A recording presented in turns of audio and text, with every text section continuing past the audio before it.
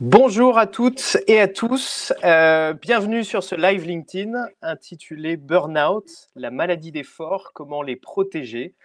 On laisse 2-3 minutes encore de battement pour ceux qui arrivent. Nous, Reverto, on est basé à Lyon. Adrien est en banlieue parisienne, à Poissy. Vous, d'où venez-vous? Bonjour Laetitia. Merci Laetitia, bonjour à vous, soyez la bienvenue.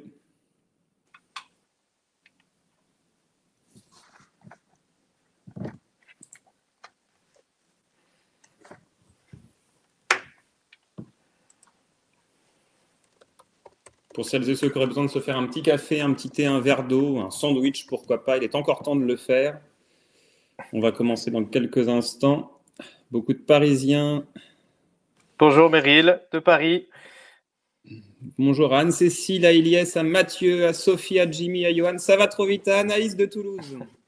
Et Jessie de Châlons-en-Champagne. Bonjour Ilyes. Waouh, Aurélie, la Réunion, trop cool. Salut Vanessa de Verveil aussi. Ça fait plaisir de vous avoir tous et toutes avec nous. Bon, franchement, en revanche, rivaliser avec la Réunion, ça va être compliqué. Je dis pas que Rueil, ça me fait pas rêver, hein. C'est à 10 km de chez moi, mais franchement, là... Châteauneuf-de-Galeur, c'est beau aussi, ça. Oh, la Drôme. On a Bruxelles. Dimitri Nika, c'est super. Salut Delphine. Oh, Gilles sur Yvette, ça me rappelle un client qui a déménagé son centre de recherche. Bonjour Isabelle, et je pense qu'on se connaît du passé, Isabelle. Bonjour à Gwenelle. Ah, super, les conditions de travail de Paris. Excellent. Bonjour à On a la Réunion aussi. Ah ouais, non, mais on a c'est vraiment super, on a du monde de partout. Bonjour alors, il y a plein de gens à qui j'ai pas eu le temps de dire bonjour. Bonjour à Magali, à Iliès, je vous avais dit bonjour. Bonjour à Mathieu, à Floriane de Bruxelles, bienvenue à nos amis belges. Rubita, ouais, non, mais on n'a pas le droit de dire Malais. On a tous envie d'aller à Malais en ce moment, mais les Maldives, non, ça sera pour plus tard. Donc bonjour à toutes et à tous, bienvenue sur ce live LinkedIn intitulé Burnout, la maladie des forts, comment les protéger. Vous êtes de nombreux participantes et participants, la preuve que c'est un sujet qui interroge, qui suscite de nombreuses interrogations. Et pour répondre à ces questions, on a le plaisir d'accueillir Adrien, psychologue du travail, fondateur de Sens et Cohérence, conférencier, professeur, auteur. Adrien œuvre depuis une vingtaine d'années pour améliorer la qualité de vie au travail. Merci Guillaume pour cette présentation, à moi de faire de même avec toi. Alors déjà, merci beaucoup de me faire confiance et de m'inviter parce que ça me fait toujours hyper plaisir lorsqu'on a la possibilité d'évoquer ces sujets avec tout un chacun et puis d'offrir ça aux uns et aux autres. Je trouve que cette démarche de vulgarisation exigeante, elle est importante. Alors, qui est ce Guillaume qui nous accueille depuis tout à l'heure de façon fort chaleureuse? Guillaume, toi, tu es le fondateur de Reverto. En fait, vous, ce que vous faites chez Reverto, c'est que ce que vous utilisez, c'est de la mise en situation, de la réalité virtuelle. Et l'idée, c'est d'essayer de casser un peu les tabous. C'est ce qu'on va faire ensemble, d'essayer de se parler sincèrement. Moi, je ne crois pas à la transparence, mais je crois beaucoup à ce que vous faites, c'est-à-dire comment on crée un climat de sécurité psychologique autour des sujets pour ouvrir la parole, en fait, parce que le premier, on va dire, levier, c'est déjà de sortir du déni sur ces sujets-là et de permettre d'en parler. Et c'est ce pourquoi on œuvre ensemble depuis un certain temps. Merci Adrien. Donc la promesse de ce live, démystifier le burn-out, repartir avec un conseil simple et puissant pour protéger votre équipe. Tout de suite, on démarre. Alors Adrien, quand je dis que je travaille sur le burn-out, j'ai encore trop souvent comme retour, nous, si on met ce sujet sur la table, il y en a qui vont profiter pour se mettre en arrêt. Il y a encore une image de tir au flanc qui colle au burn-out et donc de culpabilité, que ce serait une excuse pour plus travailler, que si on fait un burn-out, c'est qu'on n'est pas assez fort. Et pourtant, quand on creuse le sujet, on découvre vite que le burn-out, ça touche les plus investis, les plus engagés, ceux qui portent le poids de l'organisation sur leurs épaules et qui se disent « je dois être fort, je dois tenir à tout prix ». Alors, qu'est-ce que tu en penses, Adrien? Le burn-out, c'est la maladie des forts, des plus engagés? Déjà, burn, c'est brûler.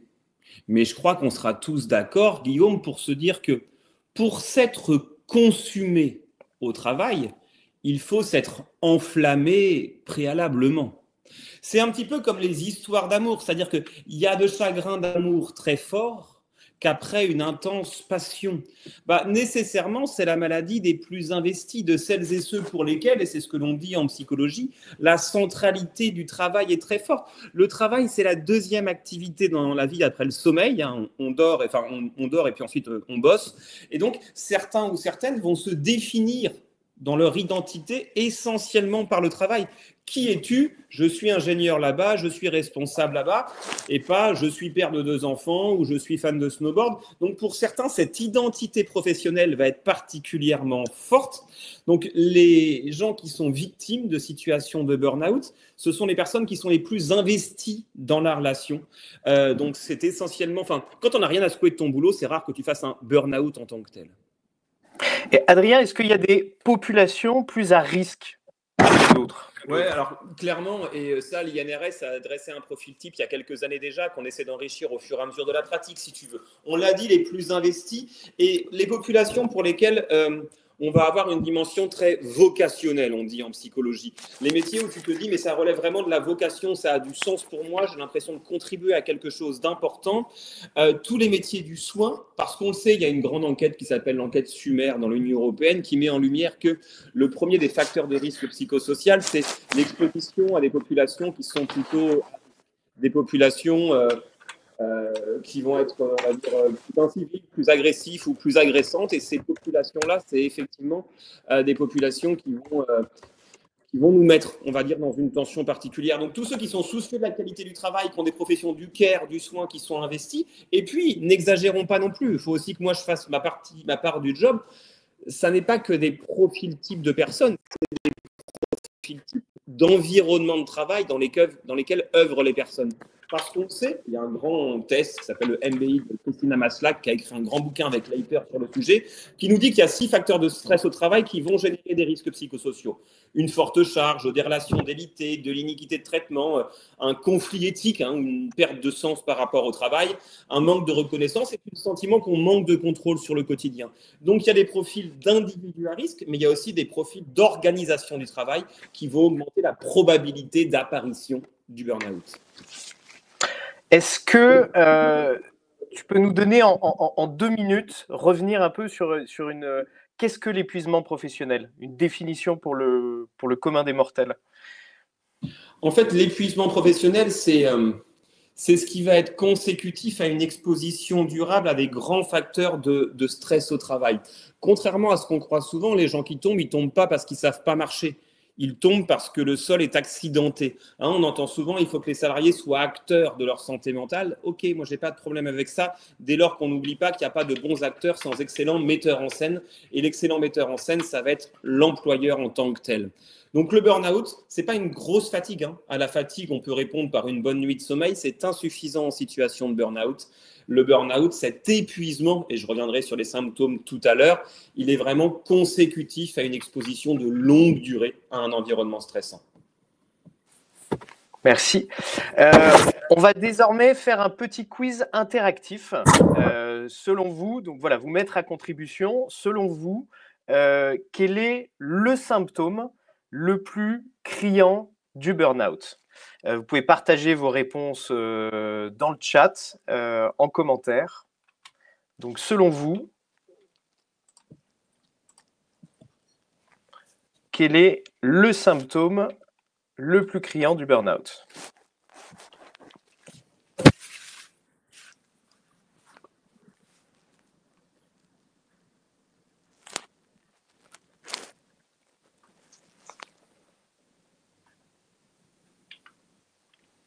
On a l'irritabilité, l'isolement qui arrive.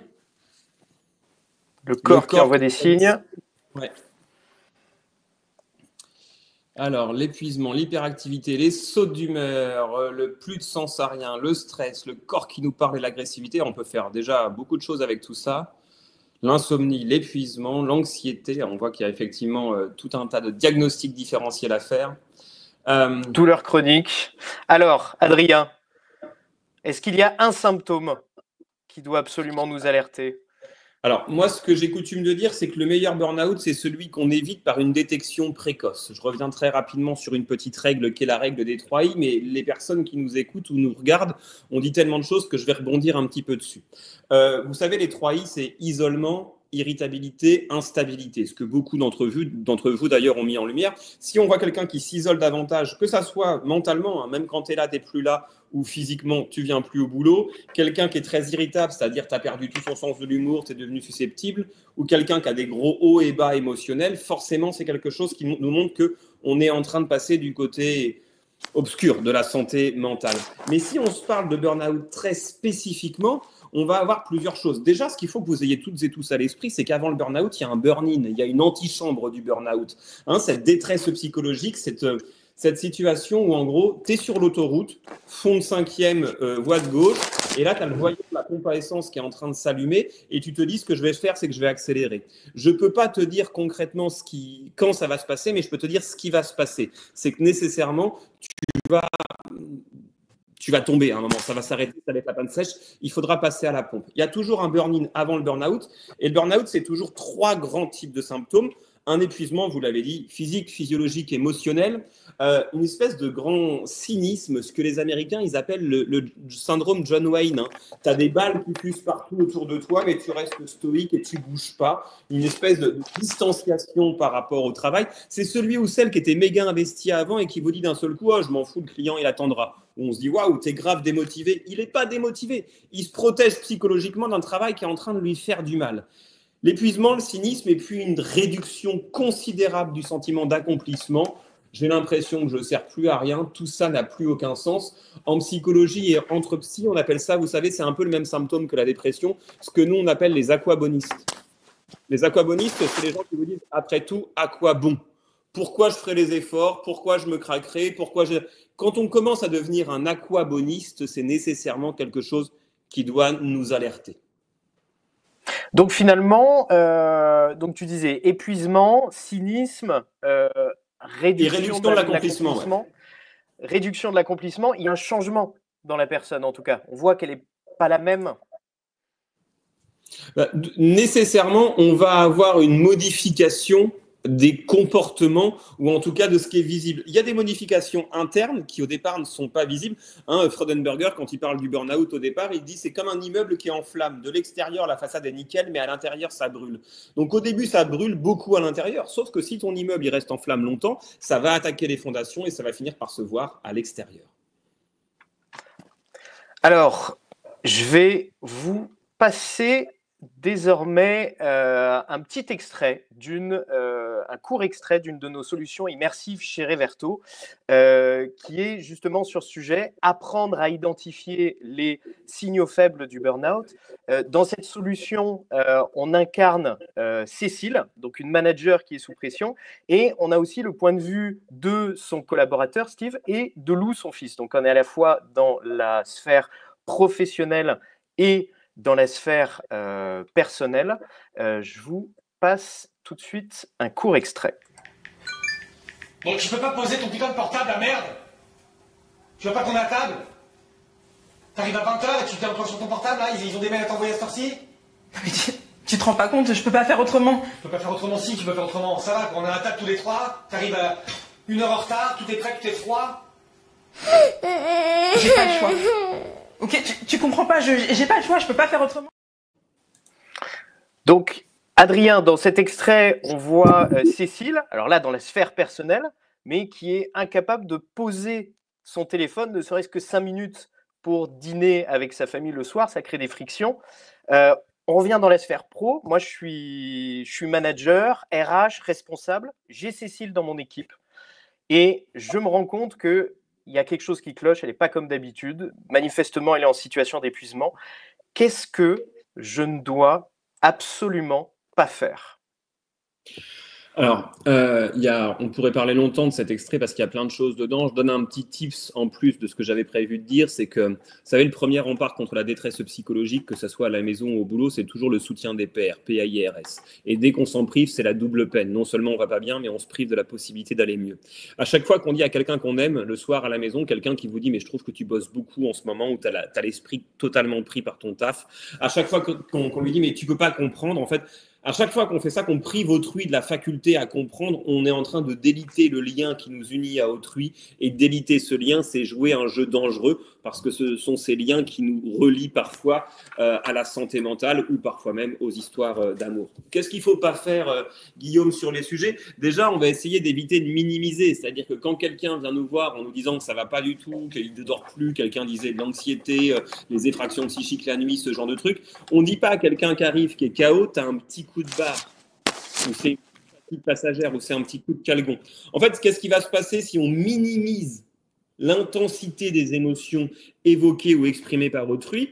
Soit la personne va crier plus fort, je ne vous demande pas de me croire sur parole, hein. Moi j'ai 2 enfants de 4 et 6 ans, s'ils arrivent, qu'ils se sont fait mal aux genoux et que je leur dis mais continue, file, il n'y a rien du tout, ils me hurlent 2 fois plus dans les oreilles, parce que je suis antipathique au lieu d'être empathique, et nécessairement l'antipathie, elle génère 2 choses, soit ils augmentent très fort les symptômes, soit ils vont finir entre guillemets complètement dépressifs en se disant si papa s'intéresse pas à moi, c'est que je suis pas intéressant. Et c'est pareil avec le manager, le RH ou le collègue. Si tu as l'impression que j'ai un petit coup de calgon alors que je suis complètement explosé, c'est que vraiment tu n'as rien compris. La deuxième chose qu'on va éviter de faire, c'est d'éviter d'aller sur les conseils. Et ça, c'est un truc qu'on fait tous. On le connaît même dans la sphère perso. Tu parlais des trucs perso. Imaginons, Guillaume, que je sais pas, mon meilleur ami vienne me voir en me disant alors ça va comment avec ta femme et autres, et je lui dis tu sais ça fait très longtemps qu'on est ensemble, ça va hyper bien, on est un peu un vieux couple, on sait plus comme au départ quoi, il y a plus la folie du départ et tout, et que mon meilleur pote me dise si c'est ça t'as qu'à divorcer. Et je lui dis, attends, 2 minutes, je suis en train de te dire que oui, la vie est ainsi faite que quand tu vieillis en couple, c'est plus pareil qu'au départ. Et là, tu es en train de me dire qu'il faut que je divorce. Enfin, tu ne te rends pas compte de la brutalité. Enfin, prends au moins un temps pour m'écouter avant d'aller brutalement sur ta réponse, qui en plus, moi, j'aime terriblement ma femme, j'ai pas envie de divorcer. Conseiller directement, c'est aussi une antipathie, voire parfois une forme d'apathie. T'as qu'à faire ça. Non seulement je suis pas bien, mais en plus, tu me brutalises en me laissant imaginer que je suis un imbécile. Parce que dans la plupart des situations, quand on va pas bien, on sait bien ce qu'il faudrait faire. Mais le fait d'être entendu, écouté, de le verbaliser à autrui, ça nous permet d'avoir ce qu'on appelle de la métacognition, de prendre en considération ce qu'on a dans la tête, de structurer notre pensée, de trouver notre confiance dans notre capacité à réussir. Quelqu'un qui est en burn-out, il n'a pas besoin d'être conseillé. Il a besoin d'être considéré. Et ça va faire une sacrée différence. Et puis, le dernier truc, c'est faut qu'on arrête d'essayer de rassurer tout le monde. Enfin, je veux dire, on ne vit pas dans un monde où t'inquiète pas, ça va le faire, ça nous fait du bien. C'est pas vrai. C'est comme le manager qui, quand tu viens le voir, lui dit je vais pas bien et tout. D'accord, c'est quoi ta recommandation? Si à chaque fois que j'ai un problème, tu me dis c'est quoi ta reco, t'es pas un manager, mon pote, t'es une boîte aux lettres, tu me sers à rien. T'es une planche bien pourrie, c'est-à-dire t'es celui sur qui on peut compter que quand tout va bien. T'es le meilleur pote qui est toujours là quand il y a du rosé dans le frigo et puis un barbecue qui est sorti, mais dès qu'il faut déménager, ta piscine. T'es pas un meilleur pote, t'es un profiteur. Là, t'es pas un manager, t'es un loser, c'est-à-dire que tu te mets dans une situation où à chaque fois que j'ai besoin de toi, tu bottes en touche, où tu renvoies vers moi la responsabilité. Non seulement je suis mal, je suis brutalisé, et c'est pas de la responsabilité qu'on est en train de me renvoyer, c'est de la culpabilité. Je me doute bien que le manager, je suis manager aussi, j'ai 7 personnes dans mon équipe, il ne le fait pas par malveillance, il a envie de bien faire. Ça, j'ai aucun doute sur les bonnes intentions managériales, parce que manager, c'est difficile, et pour moi aussi qui suis psychologue. Simplement, on ne rassure pas en disant autrui, c'est pas grave et ça va le faire. Ça, c'est de la pensée magique. Ce qu'on peut faire plutôt, c'est du soutien pratique. C'est de voir avec la personne, en la considérant, en l'écoutant, en l'orientant correctement, comment on va pouvoir l'amener à trouver davantage de ressources que ce dont elle dispose. Donc, 1, minimiser. 2, 1, ne pas faire, minimiser. Donner des conseils, aller tout de suite sur des conseils. Et 3, éviter de rassurer. En étant sur ça va le faire. Ok. Merci. Pour aller plus loin là-dessus, sur les conseils, on vient de sortir un livre blanc sur l'épuisement professionnel auquel, Adrien, tu as participé. Merci. Donc, n'hésitez pas à le dire en commentaire, à nous envoyer des commentaires si ça vous intéresse. On se chargera avec plaisir de vous l'envoyer. Euh, alors revenons, Adrien, sur du coup la prévention. J'ai eu un cas d'épuisement dans mon équipe et je ne veux pas que cette situation se répète. Qu'est-ce que je dois faire absolument? Alors, je réponds à deux questions. La tienne est celle d'Emmanuel Sommer qui nous dit c'était quoi les 3 I. Emmanuel, c'était isolement, irritabilité, instabilité. Qu'est-ce qu'on fait quand on est manager et qu'on a un burn-out dans son équipe? Eh bien, très nécessairement, alors personne ne se met en arrêt maladie, hein. On est positionné en arrêt maladie par un expert de la santé qui s'appelle un médecin, qui va, lui, nous prescrire un arrêt maladie. La personne est sortie, effectivement, de l'environnement de travail, va pouvoir se ressourcer. Simplement, vous savez, le problème du burn-out, c'est que c'est quelque chose qui est bruyant. C'est-à-dire que le bruit de celui qui tombe capte l'attention et nous fait oublier toutes celles et ceux qui sont autour. On entend le bruit de celui qui tombe, mais on n'entend pas la forêt qui pousse ou qui est perturbée à côté. Parce qu'en fait, quand quelqu'un tombe, en tout cas quand quelqu'un décompense psychiquement dans une situation de burn-out, pour parler plus joliment, il ne faut pas oublier que c'est parce qu'il a été exposé durablement à des facteurs de stress et que comme ses collègues sont dans la même équipe, font souvent le même job que lui, ils ont aussi été soumis à ces mêmes facteurs de stress en tant que tels et ils vont se retrouver dans une situation où ils étaient exposés. On va devoir être attentif, on va dire, à mettre en place une vigilance collective. Moi, j'invite toujours les uns et les autres à mettre en place des règles collectives.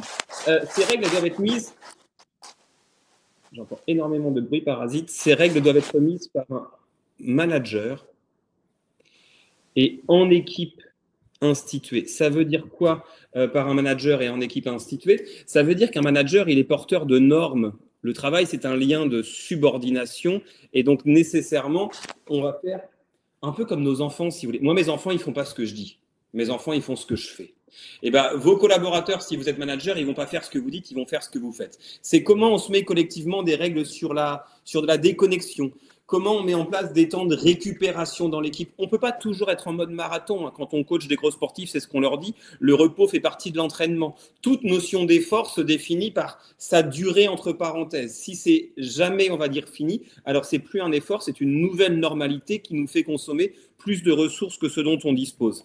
Et puis, on va regarder comment mettre en place une organisation du travail qui est saine et qui permet à chacun de fonctionner sereinement. Moi, je prends un truc tout simple que je fais régulièrement quand il y a un burn-out dans des équipes, c'est que je vais voir les membres de l'équipe derrière, j'ai reçu aussi le manager à l'individuel, et on regarde les facteurs de stress les plus explicatifs de ce qu'ils vivent, en se disant, voilà, on va travailler, on va se servir de ce burn-out pour essayer d'en faire quelque chose. Ça ne veut pas dire que le burn-out est une bonne nouvelle, c'est toujours une nouvelle terrible pour la personne à qui ça arrive, mais tant que faire se peut, si on peut éviter de faire descendre tout le monde, mais s'en servir pour essayer de comprendre ce qu'a amené la personne à tomber, pour améliorer les conditions de travail de tout le monde, et ça a plusieurs vertus, Guillaume.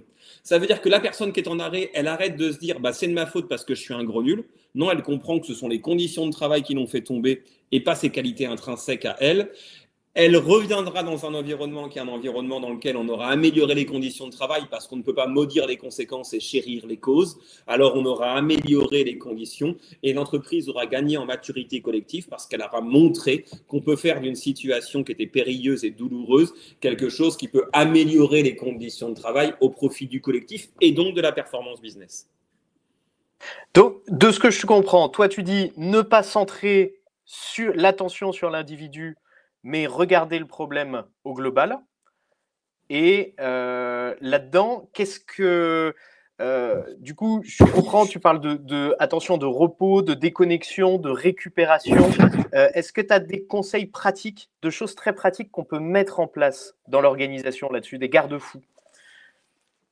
Moi, j'ai quelque chose que j'aime beaucoup. On peut mettre déjà 2 réunions pirates dans la semaine. Moi, c'est ce que je fais avec toutes mes équipes chez Sens et Cohérence. Moi, je me mets 2 réunions tampons. Mais alors, en fait, si vous voulez, sur mon agenda, elles sont sans limite de temps. C'est-à-dire qu'elles sont positionnées jusqu'à, en gros, ma retraite, quoi, 2050. J'ai ces 2 réunions dans mon agenda. Oui, il m'arrive d'y penser. Dans l'agenda, ces réunions sont des temps buffer. Ça veut dire quoi? C'est des temps où personne n'a le droit de rien mettre dans mon agenda. Et moi-même, je n'y mets strictement rien.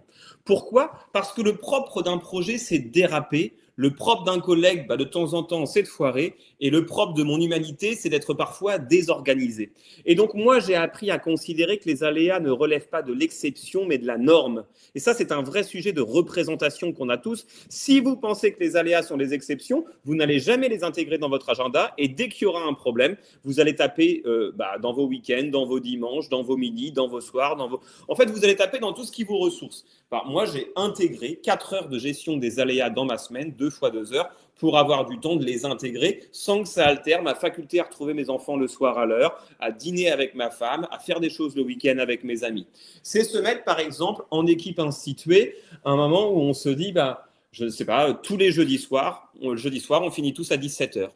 Et le jeudi soir, c'est un temps pour soi, c'est-à-dire que c'est pas pour aller boire des bières avec des collègues ou boire des tisanes avec des collègues à se parler d'un appel d'offres. Non, c'est un temps où on peut aller faire du sport au musée, voir les gens qu'on aime, marcher, quoi que ce soit. C'est un temps où on va mettre des temps sanctuaires dans la semaine parce que là encore, le fameux qui veut voyager loin ménage sa monture, psychologiquement et scientifiquement, ça a un sens. On appelle ça la théorie sur ce qu'on appelle performance under pressure. Comment fait-on pour être performant durablement sous pression? Il n'y a qu'une seule réponse scientifique, c'est la fréquence de la récupération.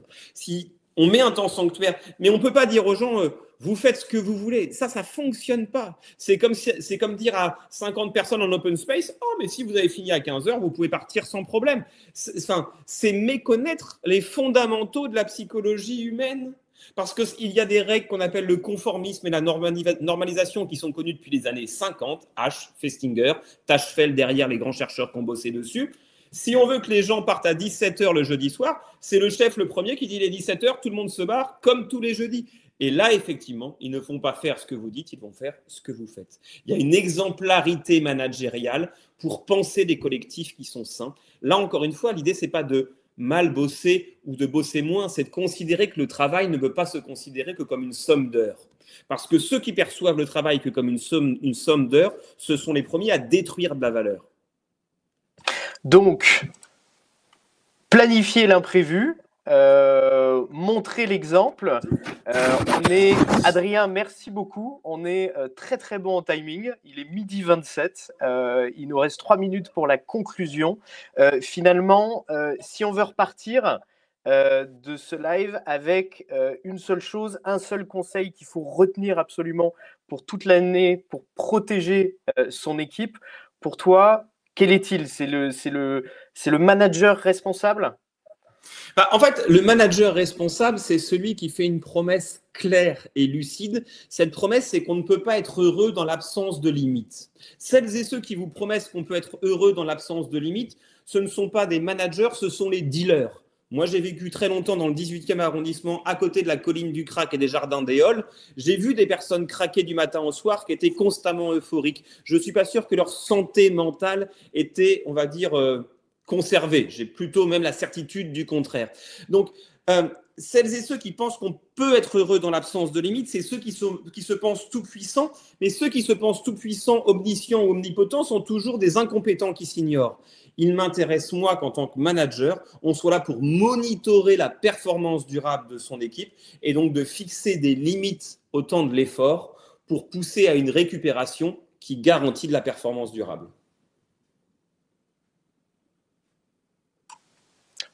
Merci beaucoup, Adrien. Donc, fixer des limites, un manager responsable qui fait attention, qui donne l'exemple.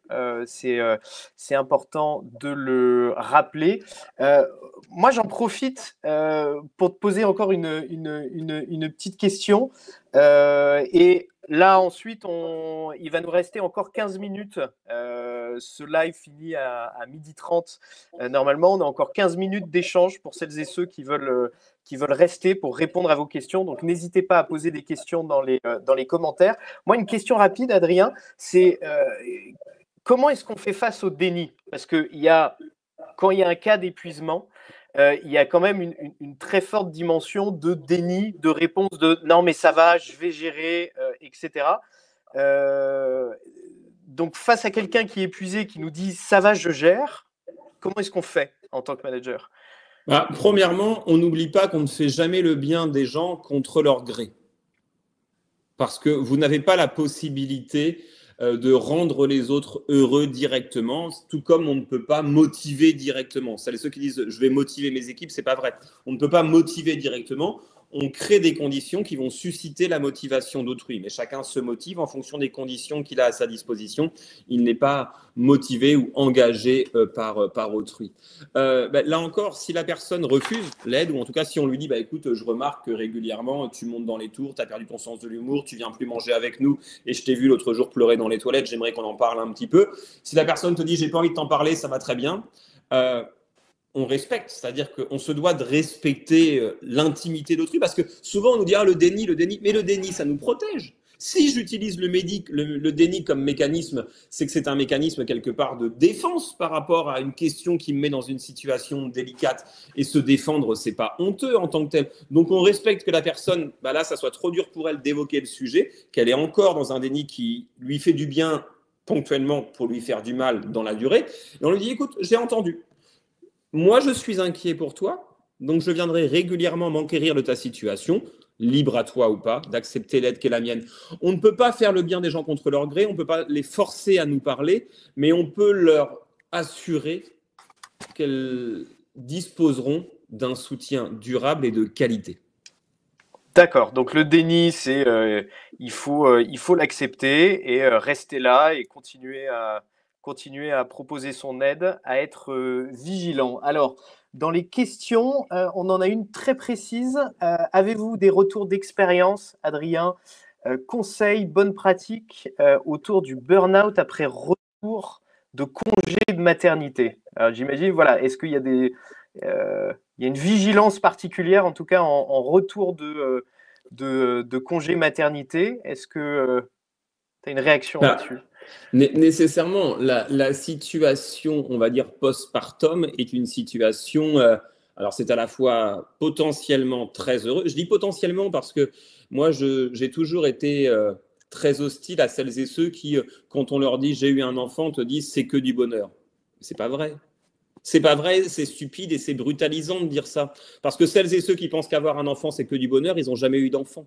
Moi, j'en ai deux, je les aime plus que tout au monde, mais dire que c'est que du bonheur, ça veut dire quoi? Ça veut dire que celles et ceux qui vont en avoir derrière, qui vont, comme le dit cette personne, revenir au boulot, tu dors pas de la nuit, tu es réveillé 5 fois de suite, le matin à 6 heures du mat, même le samedi, tu te fais vomir sur tes vêtements. Quand tu veux partir 3 heures en voiture, ils te hurlent dans les oreilles.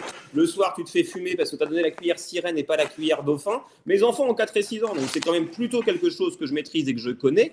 Dire que c'est que du bonheur, c'est pas vrai. Et du coup, ça met les personnes qui sont en souffrance par rapport à ça dans une situation d'incompréhension en se disant mais c'est du bonheur pour tout le monde, moi c'est pas que du bonheur pour moi. Ça veut donc dire soit que je suis un mauvais parent, soit que je suis horrible, ce qu'on appelle les effets pervers de la parentalité positive, où on culpabilise des personnes qui ont besoin d'aide. Et ça pour moi c'est une brutalité additionnelle.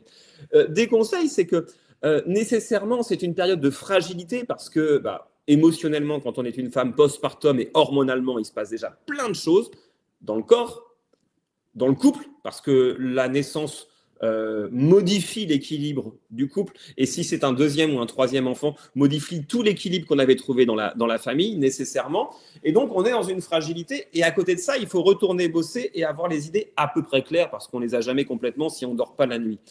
Moi je ne peux que inviter à clarifier, à poser les limites avec son manager, à voir régulièrement son médecin du travail qui est particulièrement utile sur le sujet pour être accompagné, pour être aidé, pour voir si parfois il n'y a pas un mi-temps thérapeutique à mettre en place si c'est trop compliqué. Et si le burn-out est avéré, eh bien de toute façon, quand le burn-out est avéré, il n'y a pas 46 solutions.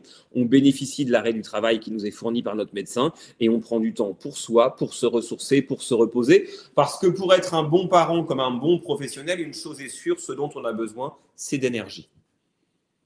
Donc la vigilance est de mise, en tout cas en retour de congé maternité. Une question de Géraldine. Quid pour les managers en situation de burn-out? En fait, tout ce que j'ai dit jusqu'à présent, ça vaut pour les personnes, les salariés. Un manager, moi je suis manager aussi, et Jusqu'à preuve du contraire, je suis un être humain. En fait, on se parle ici ni des managers, ni des dirigeants, ni des DRH, ni des collaborateurs. On se parle des personnes qui travaillent. Un manager est un être humain, vit les mêmes situations, les situations délicates. Le manager en burn-out, il a la possibilité d'aller effectivement demander de l'aide à la fonction RH, à son médecin du travail, à son médecin traitant, à tous les préventeurs, aux syndicats s'il le souhaite, aux IRP. Là encore, on ne reste pas tout seul en situation d'isolement. On va chercher de l'aide pour pouvoir se retaper. Et la question, elle est d'autant plus pertinente qu'on voit beaucoup de managers, notamment des managers femmes en ce moment. Ce n'est pas moi qui le dis, ce sont les études scientifiques. Et donc, c'est très important d'être vigilant aux managers parce que les managers, ce sont les soutiens des collaborateurs. Si le soutien, si la poutre est cassée, l'édifice s'écroule. Et donc, un manager ne peut pas être soutenant vis-à-vis de ses équipes s'il n'est pas lui-même soutenu. J'aimerais répondre à une autre question dans le chat que j'aime beaucoup de Patricia Leclinge qui dit « Et proposer un coaching individuel à la personne concernée ». Je pense que c'est une ineptie, cette question. Pas la question, mais en tout cas, la question n'est pas du tout une ineptie. Je pense qu'elle est excellente, votre question. C'est pour ça que je choisis d'y répondre. C'est une ineptie comme proposition. C'est-à-dire que proposer un coaching individuel encapsule l'idée selon laquelle si tu as fait un burn-out, c'est que tu es mal organisé ou que tu manques de compétences. En fait, c'est remettre ce qu'on appelle en psychologie une erreur fondamentale d'attribution, considérer que le burn-out n'est que la conséquence de caractéristiques intrinsèques de l'individu. Donc, ça ne responsabilise pas l'organisation, ça ne travaille pas les facteurs précipitants du burn-out, ça culpabilise la personne et ça va l'enfoncer, mais ça va l'enfoncer derrière le rideau de la bienveillance. Et ça, c'est encore plus terrible parce que c'est toxique pour la personne. Je reviens sur tout à l'heure le manager en situation de burn-out. En tout cas, quelque chose qu'on a mis sur le livre blanc, nous, sur beaucoup de sujets. Tu parlais tout à l'heure, Adrien, d'exemplarité.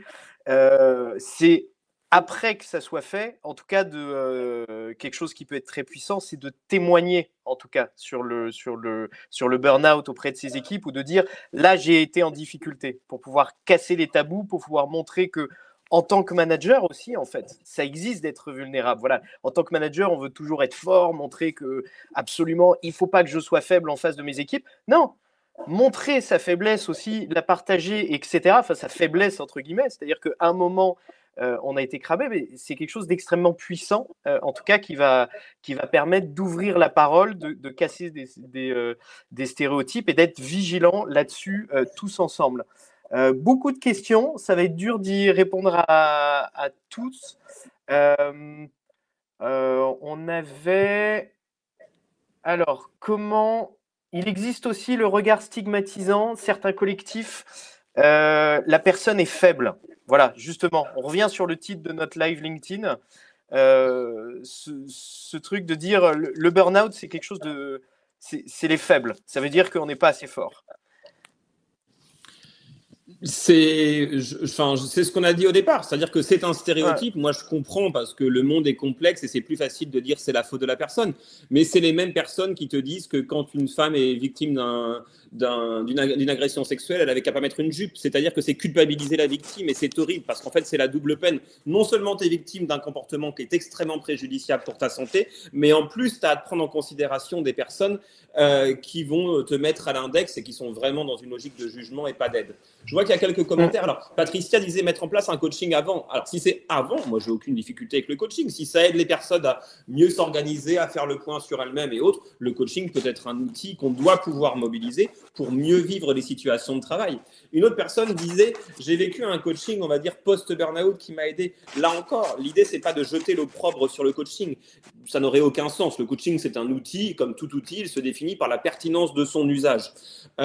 Moi, je connais, il y a un réseau qui s'appelle RPBO qui travaille sur la reprise du travail post-burnout, qui fait un excellent travail sur le sujet. Ton micro. Un excellent travail sur le sujet et qui fait en sorte que globalement, on va accompagner les personnes et aider les personnes à se reconstruire derrière. Donc, j'ai aucun problème avec ça. Je dis simplement attention à faire en sorte que ça ne soit pas une façon de culpabiliser la personne sur des situations de travail délicates. Si le coaching est uniquement centré sur « faut mieux que tu t'organises », c'est toxique. Si c'est un accompagnement post-burnout par un professionnel qualifié, alors là, bien entendu, c'est heureux qu'on puisse solliciter ce type de ressources. La question d'Agnès, on est mal vu. Ouais, pardon, vas-y. La remarque d'Agnès, on est mal vu suite à un retour après le burn-out. Au niveau du retour, alors pareil, c'est une question qu'on évoque dans le livre blanc. Adrien, au niveau du retour, comment on casse cette image d'être... Ben, parce qu'un retour post-burnout, ça se prépare. C'est comme si tu pars un matin de chez toi et tu t'engueules hyper fort avec la personne que tu aimes. Le soir, quand tu rentres, tu n'arrives pas en lui disant « Ah, mais au fait, est-ce que tu es passé chercher des œufs ?» Enfin, on ne peut pas revenir comme si rien ne s'était passé. Il s'est passé quelque chose qui est un événement tragique et singulier dans l'histoire d'un collectif de travail. Normalement, il y a une visite de reprise avec un médecin du travail, mais c'est important que le manager et la fonction RH prennent contact soit le premier jour de son arrivée, parce que normalement, la personne, quand elle est en arrêt de travail, on ne la contacte pas, même si ça peut paraître étrange, elle n'a pas à être contactée. Mais on peut, ça arrive en tout cas régulièrement. Moi, je vois plein de clients qui le font. Moi, je bosse que pour des très grandes entreprises plutôt, qui envoient un petit message en disant, écoute, si tu le souhaites, on peut se parler avant. Très souvent, les gens sont très heureux de le faire. Ou le jour de la reprise, on prend un vrai temps, mais on fait un réaccueil. Qu'est-ce qui s'est passé? Comment tu vas? De quoi tu as besoin? Enfin, on fait le point sur le passé, sur ses besoins, et on commence à préparer une feuille de route de la reprise en se disant, écoute, on va se voir ce soir, un petit quart d'heure, et puis on essaiera de se voir tous les vendredis pendant le premier mois, et puis ensuite, tout doucement, voilà. Mais l'idée, c'est de préparer un accueil, et on a le droit, mais là, ça se fait avec la personne, de dire, bah voilà, ça va poser plein de questions de tes collègues parce que les collègues ne savent pas nécessairement que c'était un burn-out. Hein. Je précise que les questions de santé, d'arrêt de travail relèvent de l'intime.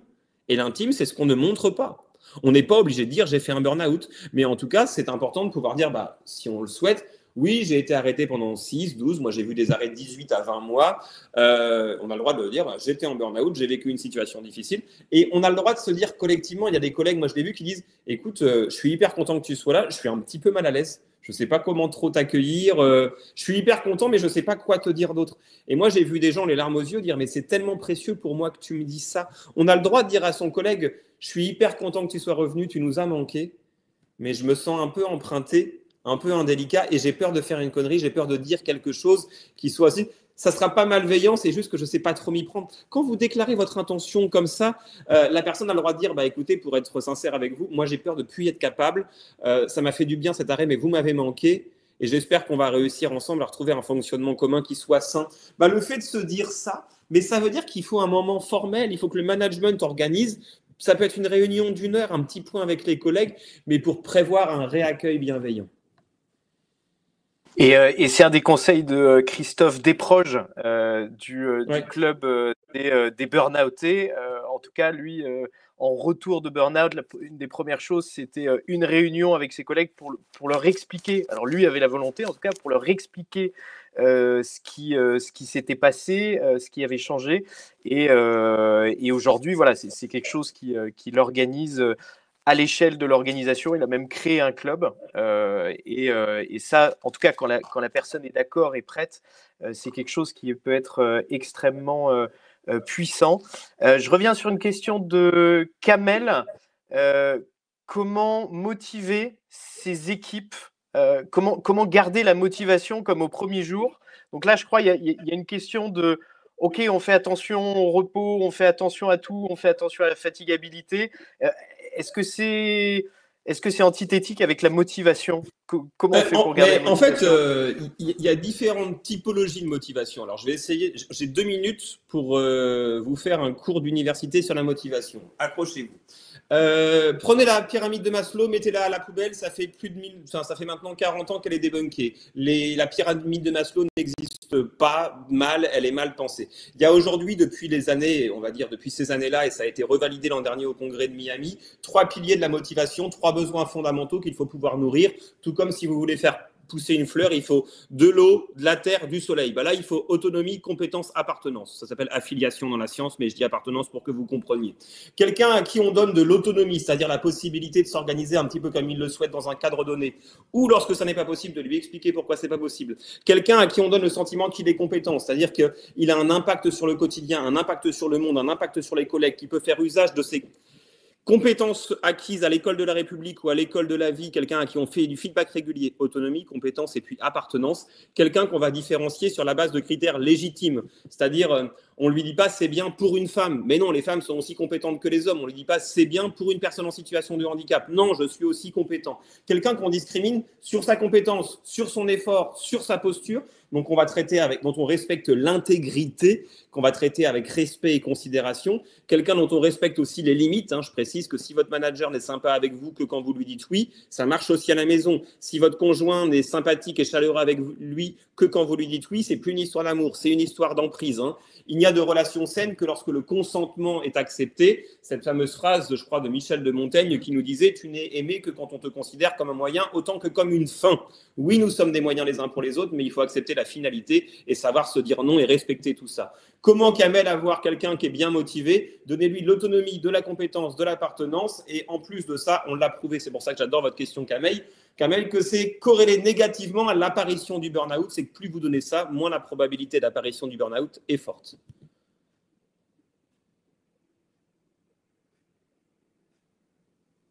Alors, je ne t'entends plus. On ne t'entend plus, Guillaume. Eh oui, j'avais coupé mon micro, merci. Il est 12h45. Merci Adrien pour ton temps précieux. Merci à toutes et à tous pour votre participation à ce live LinkedIn. J'espère que, voilà, on n'a pas pu répondre à toutes les questions, mais j'espère que vous repartez avec des clés pour protéger votre équipe. Bonne journée à toutes, bonne journée à tous et voilà, à bientôt. Merci beaucoup. Merci Adrien. Merci beaucoup, à bientôt, au revoir. Au revoir.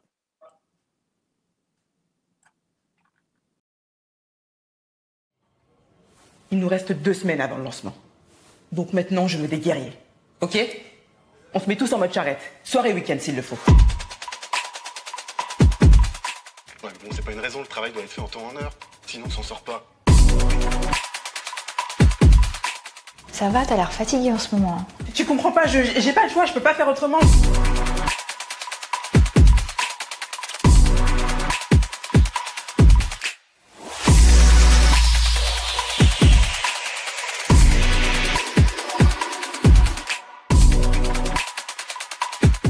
J'espère que désormais vous pourrez retrouver le plaisir au travail.